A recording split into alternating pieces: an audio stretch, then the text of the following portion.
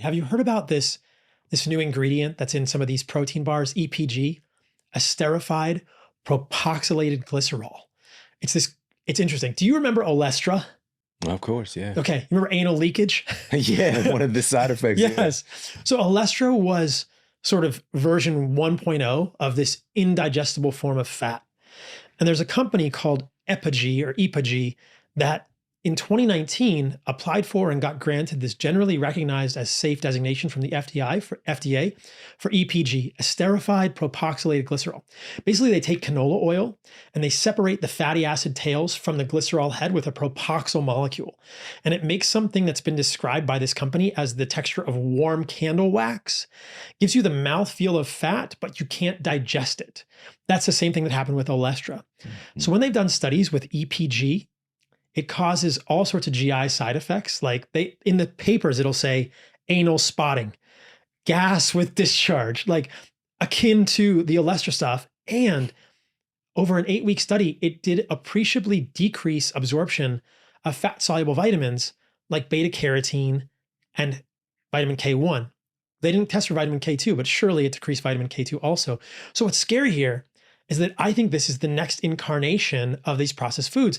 And again, it's all based on this calorie model. Right. Calories in, calories out. They're saying EPG has 0.7 calories per gram. It's a indigestible fat that is causing all sorts of GI side effects, stripping you of fat-soluble vitamins, but it only has 0.7 calories per gram.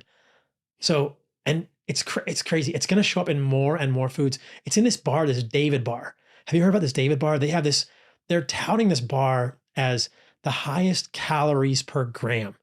They're saying it has 28 grams of protein and 150 calories because they put this EPG in there, this fake fat that you can't digest. And so it just bothers me because I think that we're going in the wrong direction with these high protein processed foods that are packaged like a wolf in sheep's clothing to be like, hey, the marketing on the David bar literally says, this is protein perfected. It says, it says like, you're not perfect, but or it says, I forget what the actual line is, but it's like David bar is protein perfected. Like something isn't perfect, but the David bar is like it's perfect protein. And again, they're appealing to this perspective, which is get more protein. Okay, we can talk about that, but at the lowest amount of calories possible. And of course it's ultra processed. So there's essentially no micronutrients. It's full of artificial flavors. It has sucralose, which I want to talk about also. So it just worries me because this is the direction that convenience foods are going in. And I think we're going to see this EPG in a ton of different foods really soon. The makers of EPG are actually being sued now because of like a monopoly thing.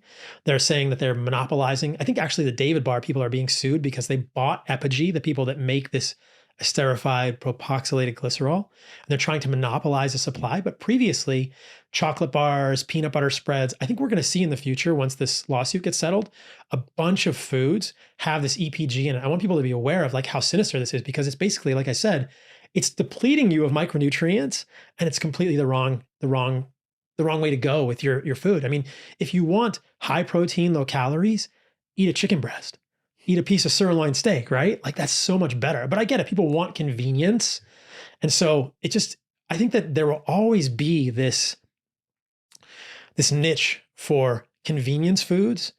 And I think that people will always be reaching for and grabbing those convenience foods. I was on a plane today. I was in the airport. Every time I'm in the airport, I'm looking at like what's sold. It's all these convenience foods. And I'm thinking like, what are even the good options here? What is the best option in an airport? It's pretty tough. So it's just interesting to me to think like, okay, humans want convenience. We're never going to get around that. But I think that it bothers me when these companies are making this consumer demand they're meeting the consumer demand with lower quality foods packaged as good foods. That's not good to me.